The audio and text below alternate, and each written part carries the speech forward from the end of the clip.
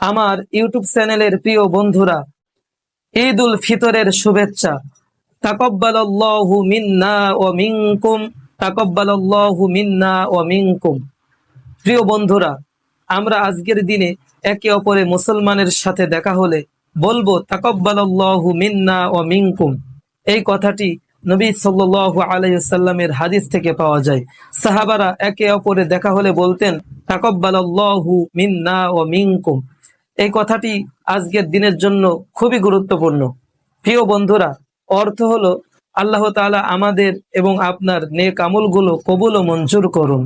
সুতরাং আমরা ঈদ মুবারক না বলে তাকাব্বালাল্লাহু মিন্না ওয়া মিনকুম এই শব্দটা একে অপরে ব্যবহার করব ইনশাআল্লাহ। প্রিয় বন্ধুরা, আমরা ঈদের দিন এই ভুলটি কখনোই করব না।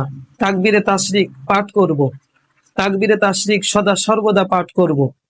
ঈদগায় যাওয়া থেকে শুরু করে নিয়ে ঈদের ময়দান থেকে আসা পর্যন্ত এবং সব সময় আজকের দিনে ভালো ভালো আমলগুলোর মধ্যে সবচেয়ে শ্রেষ্ঠ আমল ঈদের জামাতে নামাজ পড়া এবং এই তাকবীরে তাশরিকটি পাঠ করা।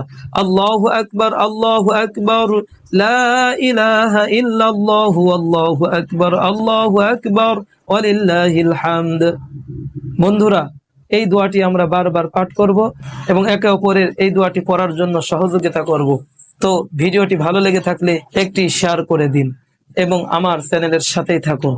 আসসালামু আলাইকুম ওয়া রাহমাতুল্লাহ।